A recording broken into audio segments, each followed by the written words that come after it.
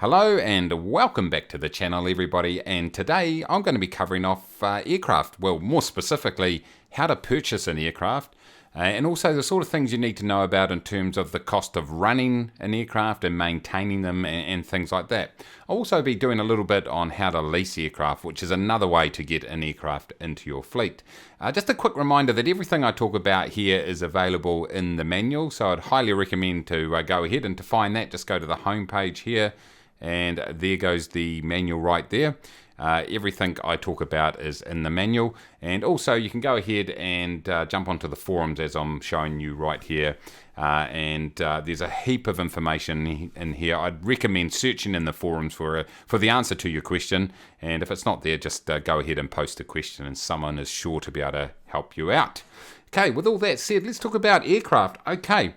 So I'll just go up here and I'll just click into my aircraft fleet that I have with Ard Air, which is the group that I run. This will just give me some information we can run through to explain everything. But the first question, a question that I get a lot, and I covered it in my last video, is what aircraft should I buy? I'm not going to dwell on that too much, but what I would say is there's sort of probably two ways you can approach it. One is if you want to buy an aircraft that makes a lot of money relatively quickly. Then my recommendation is something like the Cessna 208 or the Beechcraft King Air 350. They both carry about 13 and 14 passengers there or thereabouts. And you can build up and grind out plenty of virtual dollars fairly quickly with those aircraft. They will cost you about $800,000 for the Cessna 208 and about $1 million plus for the Beechcraft King Air 350. So it would take you quite a bit of time just to earn enough money to get up there.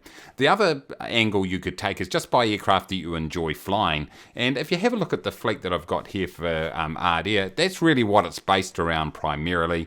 I've got the Cessna 152, which is personally my favourite GA aircraft. It's the one I did my flight training in real life, and so I've got an affinity with that, so I enjoy it. They're relatively cheap, just over $100,000, but the only thing is it only carries a couple of passengers, so you're never going to make too much money.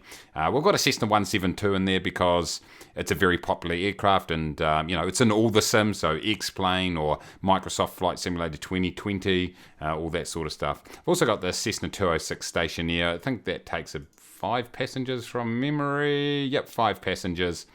So it's a nice little earning aircraft, but I just enjoy flying that one also, and I use the Carinado version of that. And the same with the Piper Navajo. It can carry 7 passengers, so it's actually quite a nice little money maker, that one. But Carinado do a really nice X-Plane version, so that's why I have that. But of course, we're sort of focusing on Microsoft Flight Simulator 2020, and at the moment, obviously, there's not that many aircraft in the game, so you are limited a little bit, but as time goes by, as those third-party developers develop aircraft, you're going to have access to a massive range of aircraft that you can fly in MSFS 20. So I thought the first thing that we could do is, how do you buy an aircraft? Where can you buy it from? And there's 3 or 4 places that you can get your hands on on an aircraft. And the first one here is just go up to aircraft and purchase aircraft. And you can, let's say we're looking to purchase we'll go Cessna 172 because there's just heaps of them, so it makes it nice and easy. It helps if I can find it. Cessna 172 Skyhawk. So what you can do here, by the way, is it's similar to searching for airports. You just put in all the filters that you want to nail down the sort of area that you're looking for. So I could just say, show me all Cessna 172s that are available for sale, and I go search. Or I might say, hey, show all of them that are within, say, 250 nautical miles from NZAA, Auckland in New Zealand. I could go search, and there's none. Okay, let's extend that out to 2,000. New Zealand is a small place, so not surprised. There we go. So these are actually all in Australia. So this here shows me a list down the bottom here, all Cessna 172s that are available for sale within 2,000 nautical miles of NZAA. So you could either do it that way, you could search by price range, you could search by all aircraft, just whatever. You might just want to see what aircraft are available in your local area, no matter what type they are.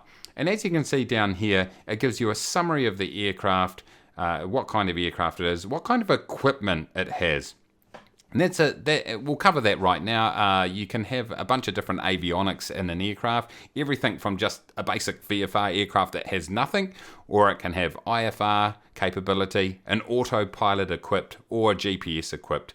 So, and we'll take a look at editing your aircraft later on. You can actually buy these without them and then get them fitted. So what will happen though is if your aircraft doesn't have avionics equipped in FSEconomy, when you go into the game, it won't work. When you go into the sim, I mean, it means if you haven't got an autopilot on your aircraft in FSEconomy, when you go into flight sim and get the client going, it won't let you use an autopilot because it's recognizing that you don't actually have it on that aircraft. But anyway, here goes all the details. You can go in here and you could say, hey, look, I just want to get the cheapest one. I click on it, and then it brings up a summary of the aircraft, what its home base is currently, the kind of equipment, its current location, and it talks here about ownership fees. And this is one of the important things to consider. We'll talk about it a bit more later, but every month you've got to pay an ownership fee. So you want to make sure you do enough flying to at least cover that. It talks about the kind of fuel that it takes and how much time on the engine. We'll talk about that because you do have to do regular maintenance on your engine. And how many seats and a few other things like that. So as you can see right here, it gives you all the information that you need, and then you can go ahead and select whether you want to purchase it for yourself, or if you've got a group, you can purchase it for them. And you just go press purchase, and bang, there you go, you purchase your aircraft. So that's the first way that you can go ahead and find and purchase aircraft that are for sale. Now sometimes people will post private sale offers. You click on that and there's nothing at the moment, so that's fine. So you can just keep checking that and maybe it might come up sometime. Another way is to go into the FSE community forums, and in FSE marketplace you go to aircraft sales, that part of the forum. And here you go. You'll see both people who are looking to buy and sell aircraft in here. So you might see, hey, look, for sale, Pilatus PC-12. You go in there and the person will be saying, hey, I'm looking to sell this aircraft. It's 150K or whatever it might be. And then you can work out through the personal messaging system, you can just organize and agree on a price. And then, then you can take over the aircraft. One thing people do also is they might auction an aircraft. So they might put for auction, Cessna 172, starting bids is $100,000, must be at least $10,000 bids, and then people just bid on it. It will have an end date, and then whoever wins it just then organises the handover of ownership with the owner. So it's as simple as that. And so, as you can see here, a lot of people are looking to lease Cessna Caravans and a few other things at the moment. So, the forum is a good way to do some private sales. Okay, another way is you could just approach someone and say, hey, I see you don't use your aircraft very much. Would you be prepared to sell? So, for example, I'll use my aircraft so then I don't embarrass anybody who might be watching this. But let's say you were in at NZAA, you're just looking through the airport and you saw a Piper Navajo here, and you're like, oh man, I wonder if this person would like to sell that. So you can click on the details, and you could see right here in brackets that the owner is Ardea, the group, but and that's run by me. Mace Otago is my name in this game. And you might look at this and say, hey, I have flown it relatively recently, but it might be a couple of years or a couple of months or more. And so what you could do is just copy their name here, go into personal messages, into the personal, where is it, right here? Let's get to it, everybody. PM inbox right here. And I'm not going to go in there because it will show you all my messages, but you could go in there, paste the name of the owner in there, send them a message and say, hey, would you like to sell your aircraft? Hey, you never know. Or the other thing you could do is, hey, if you don't want to sell it, would you like to lease it to me for a few months? Agree on a price, and away you go. So I'll show you later on how you lease, but essentially leasing is all about just negotiating with the person who owns the aircraft via personal messages or on the forum, and just agreeing on how much per month that you're going to lease the aircraft for. Okay, now that you have gone ahead and purchased an aircraft, and let's say you purchase a Cessna 172, it will then show on your aircraft page. So I'm clicking on the Ardea one. I could just click on aircraft and it will show the 152, which I personally own, but I've leased it to Ardea at the moment, just for nothing, just so there's a fleet that of aircraft that people can use. And so as you can see, once you do buy your aircraft, you're able to edit the registration number, by the way. And you'll see over in the right hand corner here, there's a bunch of different actions. So let's go through each individual action and just explain what it's all about. And then we'll talk about some of the costs to own aircraft. So let's go to edit. And here we go, right here. The first thing you can do is change the registration of your airplane. So if you want to make it a silly name or whatever, you can go ahead and do that. Or you might want to make it the actual tail number of a real aircraft that you might that might be your favorite aircraft or something like that. Home base. Now, you'll remember in my last video I talked about distance bonuses. So what you can do with your aircraft is you can actually allow people to rent your aircraft when you're not using it. And so if you don't want them to fly it too far away, put a big distance bonus in, so therefore there's an incentive not to fly it too far away or they'll get penalized via virtual dollars. And there goes someone subscribing to my YouTube channel, whoever that was, thank you very much. That goes off in the background when I'm using OBS, so thank you for that. Anyway, moving right along. So distance bonus, use that if you want to rent out your aircraft and don't want people to actually fly it away too far. So if you do not want people to rent your aircraft and you only want it for your own use, which is often is something I'll do, just set the wet price and the dry price to 0. My last video I explained what prices are all about. But if you do want to allow people to rent it, you can go set those prices to whatever you want, and you can also set it to how long they can. The maximum rental time, because the last thing you want them to do is someone hog your aircraft for hours and hours and not actually fly it. So you can go ahead and change that too. So if you end up wanting to sell your aircraft, you can just put your number in here, whatever it might be, and you can sell it either publicly on that first page I showed you or privately, which was on that one that wasn't that had no aircraft in it before. But if you don't want to sell it, just leave that blank. The other thing you can do is, I'll just flick to this bit first, which is allow renters to make repairs. Something I did cover in a previous video is that aircraft break down from time to time and need maintenance. It's completely random, by the way. And so you can either say, no, I want to control that, or you can allow renters to do it, but you will be charged for that maintenance. And it usually costs a couple of $1,000 there or thereabouts. The other thing is it advertise for a ferry flight. You remember in that other video too, I keep referring back to the other video. If you haven't watched it, go and watch it. It's about how to make money in FSE. But you know how you got ferry flights? Well, you click this or put the little F beside your aircraft to say this is an aircraft that I want to send somewhere, and then just change your home base to wherever you want to send it. So you might put Vancouver, for example, and then you might put a distance bonus of say 500 or whatever, and that encourages people to fly it towards that home base that you have selected.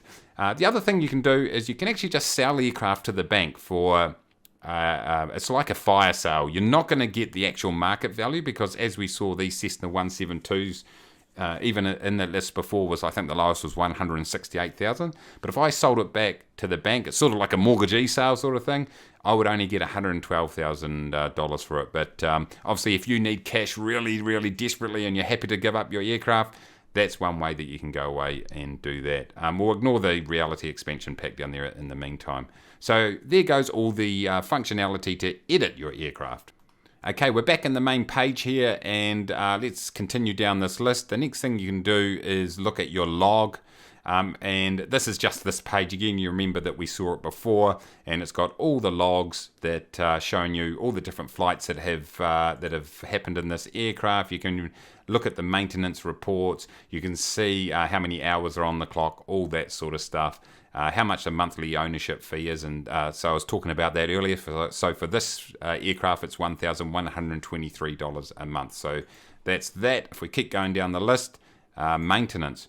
Okay, so let's talk about maintenance, because there's a number of different sort of costs that you are going to incur by owning an aircraft, and you always want to make sure you've got enough money in your account to cover these off. The most important one is that monthly fee that you've got, an ownership fee that you've got to ensure you cover off. Because what will happen is say you don't have enough money in cash in your account, it will then put you into a negative and your aircraft will not be able to be flown until that debt is paid. So your aircraft fees will just automatically come out of your account every month. But if you haven't got enough money, it then goes into the red and it just accumulates debt. So if you leave your aircraft sitting there for a year, in this case here, it will probably accumulate about $13,000 or $14,000 worth of ownership fee debt, and I will need to pay that whole thing off before I can fly it again. So if you fly it semi-regularly, a few flights a month, it's going to cover it easily. In a Cessna 172, easily. You do 3 or 4 flights a month.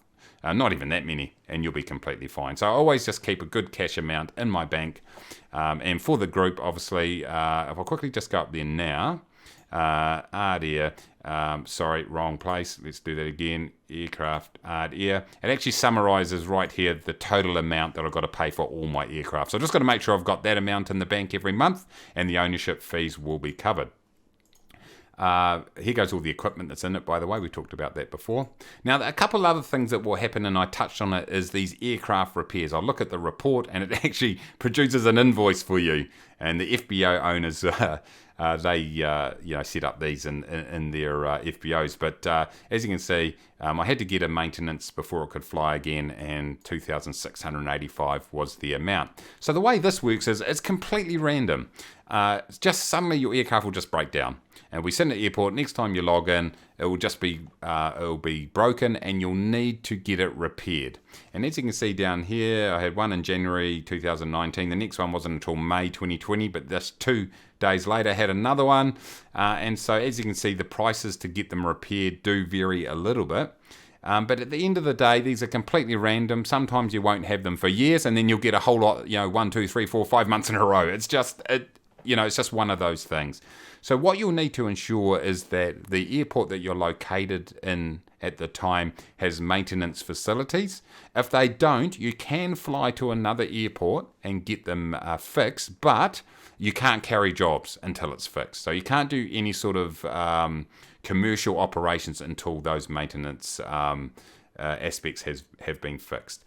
Okay, the next thing that you need to be aware of is the 100-hour checks. You can see them down the bottom here. So every 100 hours, you need to go ahead and get that done. And if we look at it, the cost isn't too much. In a Cessna 172, about one was $1,500-ish. That one was about $1,200. But every 100 hours on the clock that happens, you need to go ahead and get that checked. So one thing you need to be aware of, though, is the 100 hours restarts from the time that you get the check done. So, for example, you might go up to 95 hours, then get the 100-hour check done just to be sure, just to do it nice and early. The next one will be due at 195 hours, so the clock resets straight away. It's not like it's at 100, 200, 300, 400 hours every time. Hopefully that makes sense. So the last sort of major debt for owning aircraft that you need to be aware of is TBO, or time between overhauls. So depending on the aircraft, either 1,500 hours or 2,000 hours, so we're talking about a lot of flying here. Essentially what you're going to need to do is completely replace the engine, or engines if your aircraft has multiple engines. So that's a pretty major cost, but to be honest, you would have got a lot of use and earned a decent amount of money out of your aircraft after that time. So that's just something to be aware of. The other thing to be aware of is that from a value point of view, as your aircraft flies, it actually devalues. So your ownership fees, as you fly, as you put more hours on the airframe, I should say, will reduce each month as sort of like depreciation. It will reduce as it gets older. Okay, so if we continue on our checklist right here, we've been through maintenance, lease. I just sort of touched on before, but what you do is you just organise. So, for example, someone approached me, they wanted to lease my aircraft. I would we'd just agree on a monthly price, and then you just do it separately through your banking. So there's not an automated system, it's a gentleman's agreement, and then you send the airplane to them, and then once the lease is up, you can then take back control of that aircraft wherever you like. In fact, you just put the name of the person in here. So if it was back to myself, Mace, because there was a guy called Mace, there we go, I'd send it to him, and then he'd have control of the aircraft, and also would have to cover maintenance costs and things like that. but you can bring it back at any time. So there is definitely a gentleman's agreement. So if you pay the person up front for 3 months worth of lease and then they pull it back early, then there's not much the companies, the FSEconomy mods are going to do about it. That's a risk you take. So just be aware of that. So you just need to go with someone that perhaps you trust or know a little bit.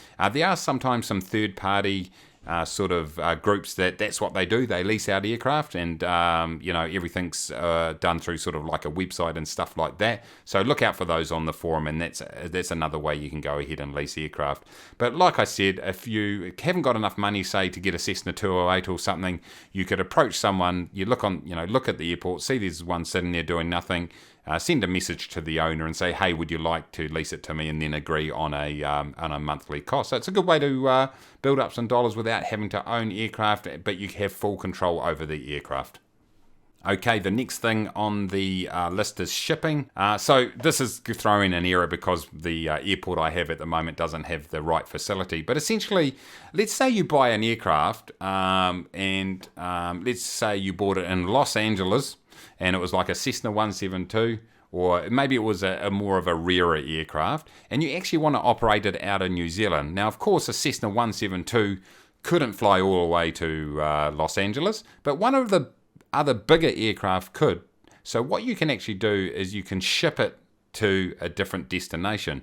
Now, only certain aircraft, a smaller aircraft, that you can do this, and essentially what happens is it dismantles the aircraft, puts it into a crate, and then you can negotiate with someone who's got a big aircraft to say, hey, can you ship my 172 to New Zealand? And they'll have to actually fly the flight in FSEconomy all the way over to New Zealand and drop it off, and you uncrate it, and then you're good to go. So jump on the forum for a bit more information and to find someone who could do that. But it might actually just be something as simple as going from the west coast to the east coast of the United States, or from England to, say, I don't know, England to France. I was going to say France, that's not very far, is it? So, but you know what I'm saying. It just might be a big journey that you just don't want to fly, and you want someone else to do that for you. So that brings a little bit of added realism to the whole thing. If they don't have an aircraft in your area, you can get it shipped if someone can do it for you. So there's that. Transfer. So this is really as simple as transferring the ownership of the aircraft from one person to another. Simple as that. So you transfer who you want it to. So some people do lotteries on the forum, and you can buy a ticket, and if you win it, they'll just transfer it straight to you without you having to pay any money. Simple as that. And the last one in there is rent. So that's just, you know how you go into an airport and say, rent this aircraft out? That's all that's about right there. So now it's gone into my flight. So if I go into my flight, there we go, we are already in there. I've rented out the aircraft. I don't actually want to do that. So that's how you do that. That's one way of renting it. So I think that pretty much covers everything you need to know about buying and maintaining aircraft. I mean, at the end of the day, it's really cool having your own aircraft because you have full control over that aircraft, and you know you've always got one available to do jobs that you may want to fly. So it's really cool having one, and it's one of the two big things that you can use your money to buy things with. You know, it's this, or you can buy FBOs. That's really where the biggest the two biggest purchases that you'll make in FSEconomy. So, and it's really cool. You can change the tail number and just make it your own, and it's kind of good. So whether you just want to cruise around doing your own thing, or whether you want to buy a money maker, you've got those options. So it does take a little bit of flying to get enough money in the bank to actually afford one, but that's what this is all about. It's about building things up and then getting yourself in a position to be able to afford an aircraft. Like I say, the key thing is just making sure you've got that enough in your account to cover the monthly fees. Otherwise, that can add up over time, and you can't take your aircraft anywhere. But that's pretty straightforward. So hopefully I've answered all the questions. Let me know down in the comments if you do have any additional questions. I'm sure to have forgotten something, but like I said, jump on the forum with any other detailed questions, and I'm sure people will be able to answer those there. So I hope you did get something out of this video. Thank you so much for all the support. I really do appreciate it. If you are new, please consider subscribing. It costs nothing at all except a little bit of self-respect. Smash that like button down below. Until next time, everybody, take it easy.